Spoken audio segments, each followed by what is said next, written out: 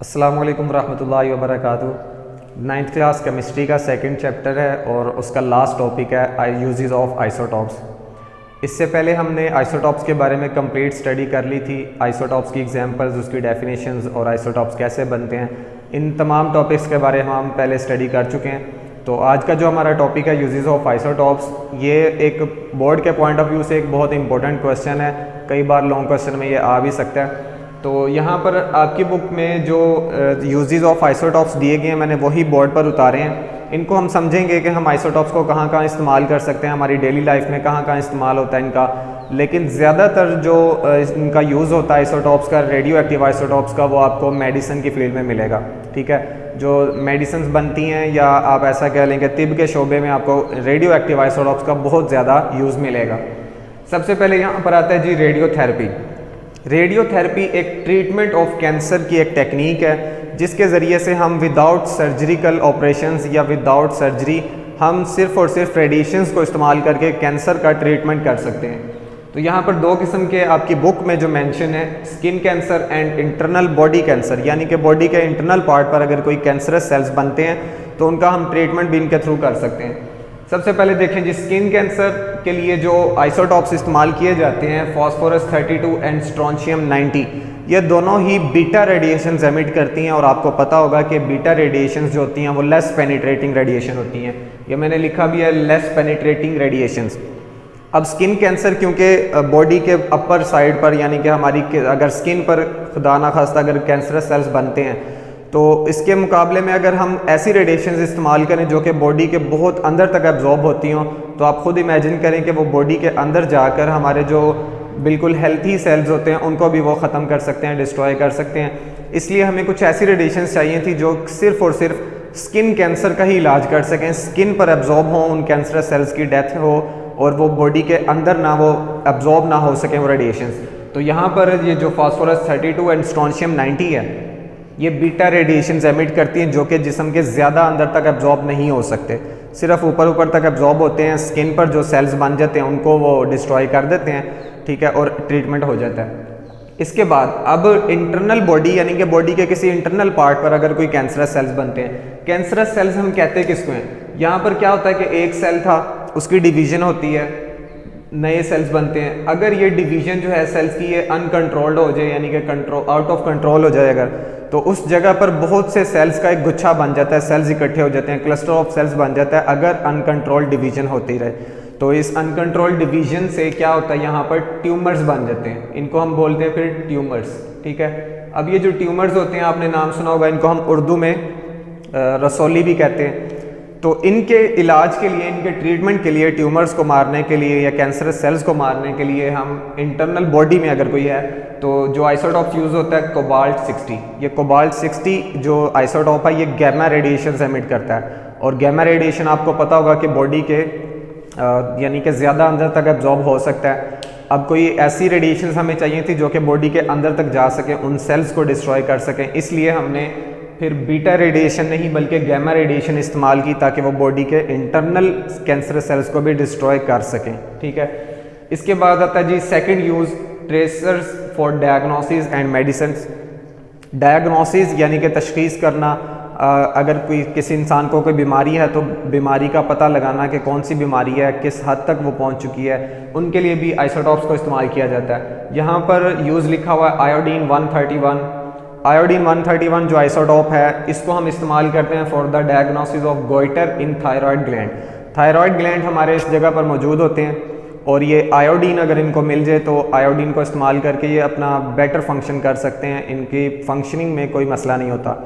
लेकिन अगर इनके फंक्शन में कोई प्रॉब्लम हो जाए, यानी कि थायराइड ग्लैंड जो हार्मोन्स बनाते हैं, अगर यहाँ पर कोई प्रॉब्लम हो जाती है तो ये स्वेल अप हो जाते हैं, सूज जाते हैं, जिनको हम उर्दू में गुल्हड़ कहते हैं, और ये इसको इंग्लिश में बीमारी है, इसको कहा जाता है गोइटर। ठीक है, अब गोइटर एक बीमारी है, उसकी हमने तशखीस करनी है, उसका पता लगाना है कि बीमारी जो है वो किस नौयत तक पहुँच चुकी है। इसके लिए आइसोटॉप यूज़ किया जाता है 131, आयोडीन 131।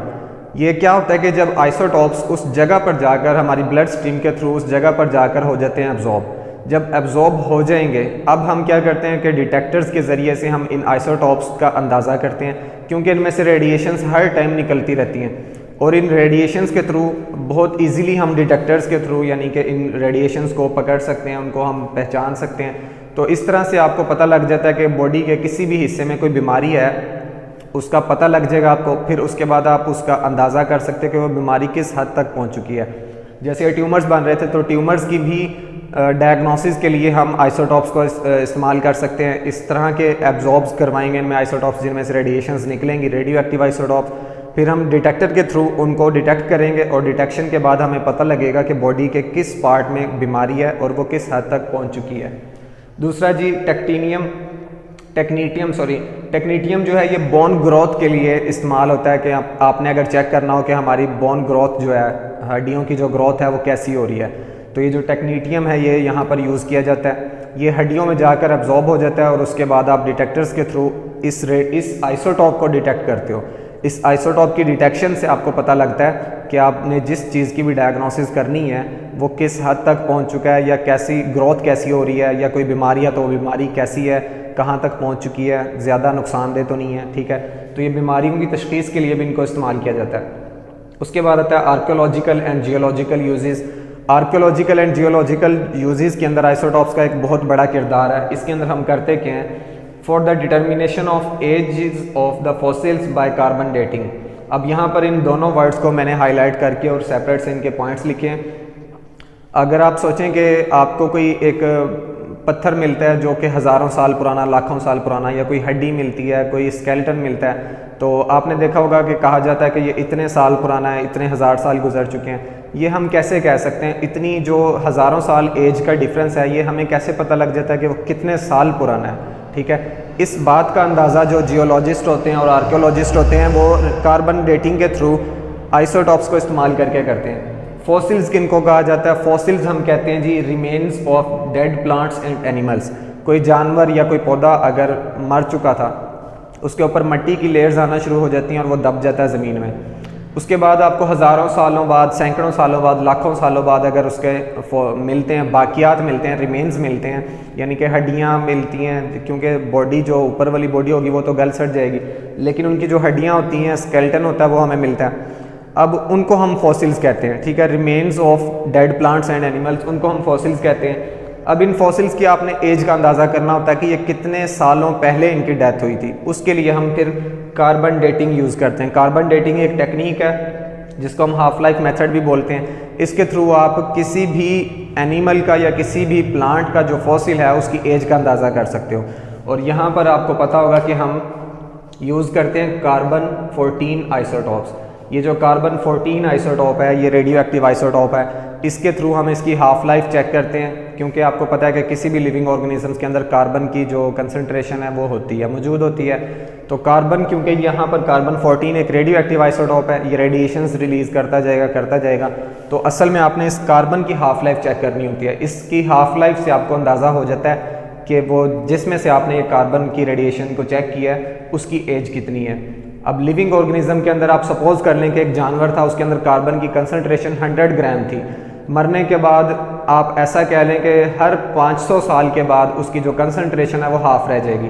तो 500 साल बाद 100 ग्राम में से रह जाएगी 50 ग्राम, फिर 500 साल के बाद उसमें से रह जाएगी 25 ग्राम। अब आप समझ लें कि आपको वो एनिमल 1000 साल के बाद मिला, तो इस टाइम पर उसकी कंसंट्रेशन आपको कितनी मिलेगी? 25 ग्राम। इससे आपको अंदाज़ा हो जाएगा कि ये 1000 साल पुराना है, क्योंकि कार्बन की कंसंट्रेशन अब रह गई है 25 ग्राम। क्योंकि जैसे जैसे रेडिएशंस रिलीज़ करता जाएगा, रेडिएशन की वजह से इसकी कंसंट्रेशन कम होती जाएगी, क्योंकि वो वहाँ से रिलीज़ होता जा रहा है, ख़त्म होता जा रहा है, तो वो हाफ रह जाएगा। इस तरह से हम हाफ लाइफ मेथड के थ्रू, कार्बन डेटिंग के थ्रू किसी भी फॉसिल का हम फॉसिल रिकॉर्ड चेक कर सकते हैं कि वो कितने साल पुराना है। उसके बाद आता है जी chemical reaction and structure determination. आप कोई भी केमिकल रिएक्शन ले लें, उस केमिकल रिएक्शन का आपने अगर पता लगाना हो कि इसमें जो एलिमेंट्स जो कि रिएक्टेंट्स एज अ रिएक्टेंट काम कर रहे हैं वो किस पाथवे से गुजर के जा रहे हैं, या फिर कोई ऐसा कोई कंपाउंड बन रहा है तो उसका स्ट्रक्चर कैसा बन रहा है, इनकी डिटर्मिनेशंस के लिए हम यूज़ करते हैं आइसोटॉप्स को। To follow a radioactive element in a chemical reaction and ultimately its structures, कि आपने एक रेडियो एक्टिव एलिमेंट है उसका आपने पता लगाना है कि वो केमिकल रिएक्शन के अंदर कहाँ कहाँ जा रहा है, किस पाथवे से गुजर के जा रहा है और वो क्या क्या बना रहा है। या किन किन चीज़ों के अंदर वो इस्तेमाल हो रहा है, उसके लिए आप यूज़ करते हो। ये मैंने एक फोटोसिंथेसिस का केमिकल रिएक्शन लिखा है, sunlight plus water plus carbon dioxide, और इससे बनता है glucose and oxygen as a by product. ये आपको पता है। अब आप सपोज करें कि ये मैं बाकी नहीं चीज़ें लिखूंगा, आप देखें कि यहाँ पर हम कहते हैं ये water H2O and carbon dioxide, ठीक है। इन दोनों सनलाइट भी होती है। यहाँ पर ये जो ग्लूकोज के अंदर ये ऑक्सीजन आ रहा है, ये वाला, अगर आप चेक करें ऑक्सीजन के जो आइसोटॉप्स हैं ऑक्सीजन 16 एंड 18, आप 18 वाले को एज एन मार्कर यूज़ करते हो। एज अ मार्कर कि आपने उधर निशानी लगा देनी है कि हमने चेक करना है कि जो ग्लूकोज के अंदर ऑक्सीजन आ रहा है ये यहाँ से इस ऑक्सीजन से आ रहा है या वाटर में से आ रहा है या कार्बन डाइऑक्साइड में से आ रहा है। अगर आपसे ये पूछा जाए कि ग्लूकोज के अंदर ये जो ऑक्सीजन है O6, ये कार्बन डाइऑक्साइड में भी ऑक्सीजन था, वाटर में भी था, तो इन दोनों में से कहाँ से वो आ रहा है। अब आप क्या करोगे कि यहाँ पर आप एज अ मार्कर यूज़ करोगे इस ऑक्सीजन को। पहले ये जो ऑक्सीजन था इसको आप समझ लो कि ये आपने 18 वाला यूज़ कर लिया, जो ऑक्सीजन का आइसोटॉप है, रेडियो एक्टिव आइसोटॉप 18, ठीक है, इसको आपने यूज़ कर लिया। अब ये जो ग्लूकोज बनेगा इसमें से C6H12O6, अब अगर आप सोचें कि आपने कार्बन डाइऑक्साइड के अंदर उसको यूज़ किया, अगर आपको ग्लूकोज में ऑक्सीजन यही वाला मिल जाता है 18 वाला, तो इसका मतलब होगा कि ये जो ऑक्सीजन था ये कार्बन डाइऑक्साइड से आ रहा था। आपको उसका पाथवे पता लग जाएगा, आपने निशानी एक लगा दी थी, इसके थ्रू आपको एक पूरे रिएक्शन का अंदाज़ा हो जाता है कि कौन सा रेडियो एक्टिव आइसोटॉप जो है वो अपने रिएक्शन के अंदर कहाँ पर जा रहा है, अल्टीमेटली वो क्या बन रहा है, ठीक है। अगर यहाँ पर ये ऑक्सीजन नहीं आता इसका मतलब है कि वाटर से आ रहा है।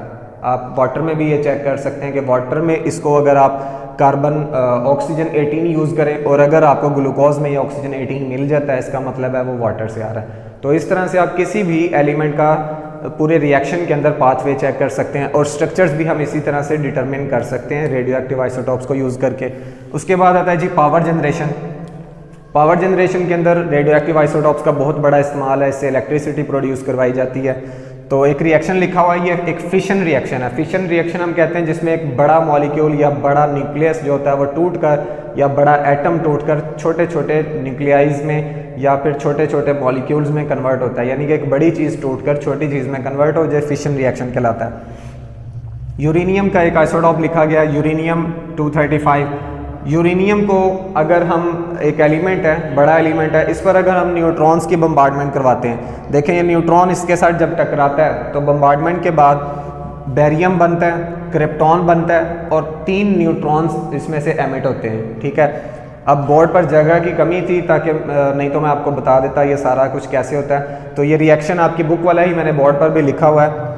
Barium, krypton and neutron release होते हैं, साथ एक बहुत बड़ी अमाउंट में एनर्जी रिलीज होती है, ठीक है। जब भी एक बड़ी चीज़, कोई बड़ा मॉलिक्यूल टूटता है तो एनर्जी भी रिलीज होगी साथ।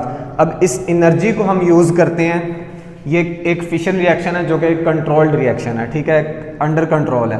तो ये जो एनर्जी रिलीज हुई है इसको हम वाटर को स्टीम में कन्वर्ट करने के लिए इस्तेमाल करते हैं। ये एनर्जी यूज़ होगी वाटर को बॉईल करने में एक बॉयलर के अंदर, और वहाँ पर इसको बॉईल करके वो स्टीम में कन्वर्ट कर देगी। अब ये स्टीम क्या करती है, स्टीम जो होती है वो ड्राइव करती है टरबाइंस को, टरबाइंस चलाती है, और टरबाइन के चलने से फिर क्या होगा, इलेक्ट्रिसिटी प्रोड्यूस होगी। तो आप ऐसा कह सकते हैं कि हमने यूरेनियम के आइसोटॉप को इस्तेमाल किया इलेक्ट्रिसिटी प्रोड्यूस करने के लिए, उसको हमने तोड़ा, फिशन रिएक्शन के ज़रिए से एनर्जी रिलीज़ हुई और उस एनर्जी को यूज़ किया वाटर को स्टीम में कन्वर्ट करने के लिए। फिर इस स्टीम ने क्या किया, टरबाइंस को ड्राइव किया और इलेक्ट्रिसिटी प्रोड्यूस कर दी। तो आप ऐसा मतलब समझें कि रेडियो एक्टिव आइसोटॉप्स को हम इलेक्ट्रिसिटी प्रोड्यूस करने के लिए एक बहुत बड़े पैमाने पर इस्तेमाल कर सकते हैं और करते भी हैं। इसी तरह से और भी इनके बहुत सारे यूजेस हैं, मेडिसिन की फील्ड में बहुत सारे आपको मिलेंगे, लेकिन यहाँ पर आपकी बुक पर यही यूजेस मेंशन थे। ये पूरा का पूरा एक लॉन्ग क्वेश्चन आपको आ सकता है, बड़ा इंपॉर्टेंट क्वेश्चन है। और ये यूजेस थे आइसोटॉप्स के जो कि आपकी बुक में थे, 9th क्लास की केमिस्ट्री की बुक में थे। अभी के लिए इतना ही काफ़ी है। इंशाल्लाह ताला नेक्स्ट लेक्चर में हम 3rd चैप्टर स्टार्ट करने वाले हैं। तब तक के लिए इजाज़त दें। अल्लाह हाफिज़।